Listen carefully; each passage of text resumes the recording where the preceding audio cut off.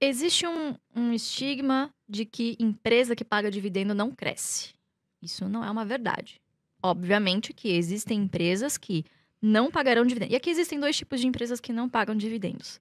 As que não podem, e essa você deve fugir, e as que não querem. Essas a gente tem na carteira, porque um dia pode ser que ela venha a pagar. O que é muito interessante no Brasil é que a gente tem muito poucas corporations, ou seja, muito poucas empresas não têm controle definido. Né? Então, boa parte das empresas, boa parte dos acionistas controladores acabam fazendo questão da distribuição de algum tipo de provento justamente para rentabilizar o seu próprio investimento. Né? Então, acho que hoje é uma grande diferença de você investir aqui no país. E esse foco muito grande em dividendo, lembrando que não é o dividendo a qualquer custo. Ele é o dividendo perene, sustentável. Né? Então, por exemplo, você pega uma Taesa, que tem as suas receitas corrigidas por IGPM, faz investimento, você tem lá um grande CAPEX no início, tem a TIR, né, que tem a taxa interna de retorno, e sobra um excedente de caixa, porque você tem um headcount muito pequeno, poucas pessoas trabalhando na empresa. Então, assim, você tem uma margem muito grande que você não precisa reinvestir, porque são concessões, certo? Você já tem uma receita ali previsível e Garantida. corrigida pelos próximos 30 anos. Então, não tem. É mais caro você deixar esse dinheiro no caixa, porque você não tem tanto investimento assim para realizar. É só um CAPEX ali de manutenção. E o resto você distribui. E quer dizer, a empresa continua crescendo e ela consegue distribuir bons dividendos para os seus acionistas. Então, depende do perfil da empresa. Né? Então, eu acho que, independentemente se a empresa paga atualmente ou virá a pagar um dia, as empresas que as pessoas devem correr são aquelas que não podem pagar dividendos, seja porque suas margens são muito pequenas, ou enfim, um negócio extremamente cíclico. Esses setores realmente a gente não tem em carteira, tipo aviação, frigorífico. A Não Tem aviação as temos. é coisas um. mais arriscadas, né? É, a Luiz, se aviação. você tivesse hoje de frente com um menino de 18 anos que tá começando a investir. Falei um menino porque eu já tô perto dos 40. O que que você falaria pra ele? Luiz, eu quero começar a montar meu patrimônio. Você acha que eu devo focar mais em empresas de crescimento ou não?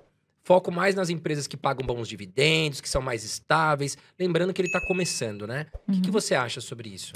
Olha, eu daria a mesma dica, eu faria exatamente a mesma coisa que o meu pai fez pra mim. Ele me deu essas ações da Ultrapar. Por 2 ou 3 anos, eu só tive ações da Ultrapar na minha carteira, porque com R$ 300 eu comprava ainda no fracionário essas ações. Então, o que é muito importante pra gente? É muito melhor você ter poucas empresas na carteira e muitas ações dessas empresas do que um caminhão de empresa na carteira com pouquíssimas ações de cada uma. Porque fazendo isso, o que acontece? Você não ganha nem na valorização, certo? O que você ganhar vai ser irrisório e não ganha nem com o dividendo. Então, até o Warren Buffett fala, tem uma frase ótima que dizem que é dele, né? Hoje em dia, qualquer coisa no mercado que falam, dizem que é do Warren Buffett. Que é muito mais fácil você encontrar poucos e bons negócios do que muitos bons negócios. Se for assim, é melhor você investir no índice logo de uma vez, num fundo passivo, que aí você sempre vai bater as carteiras ativas. Mas se for para fazer um stock picking, ou seja, selecionar empresas, não faz sentido você ter um caminhão de empresa ali. Então, para esse jovem que está começando, eu diria, poxa, pega esses seus R$ 200. Inclusive, eu trouxe até aqui um breve simulador que a gente tem na nossa plataforma que chama GF+, é um simulador histórico. Se você, há 5 anos atrás, e claro, a gente não consegue prever o futuro, então temos que olhar o passado, tivesse investido apenas R$ 1.000, pegado lá aquele dinheirinho que a sua mãe deixou para você na poupança, enfim, você recebeu uma graninha a mais, colocou R$ 1.000 em Taesa.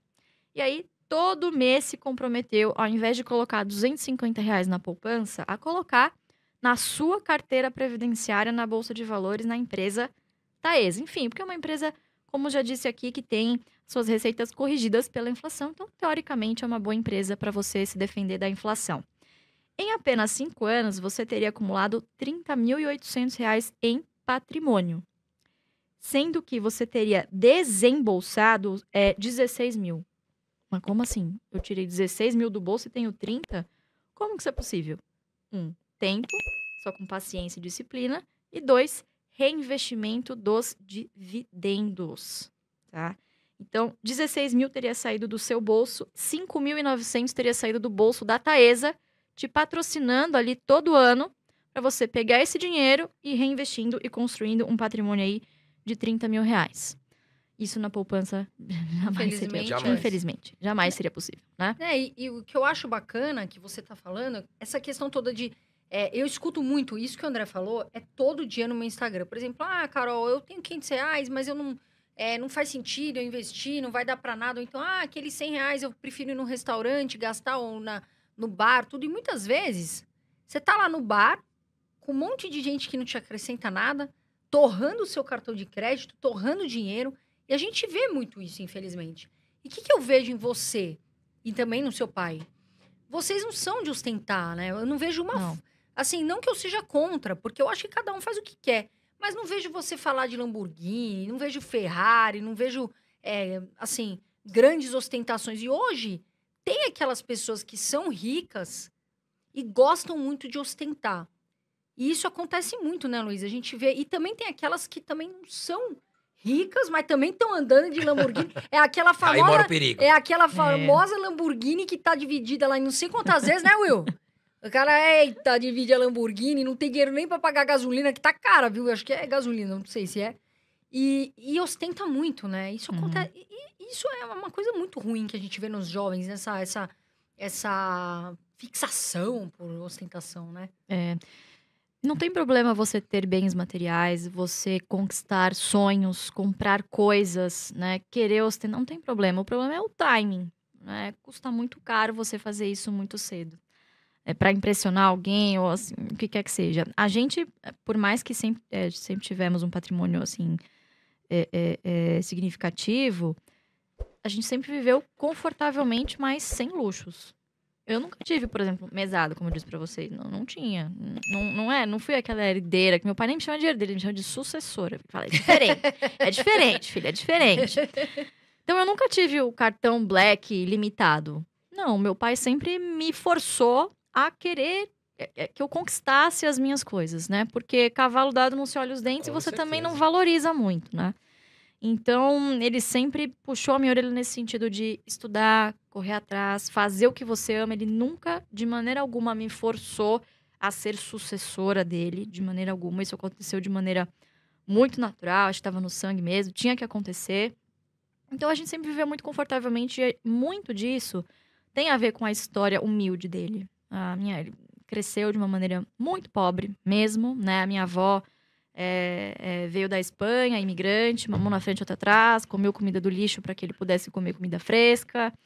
Então, algumas histórias assim que ele conta, sabe, pessoal, que como que você vai gastar dinheiro com uma Lamborghini se seu primeiro banho quente foi aos 10 anos?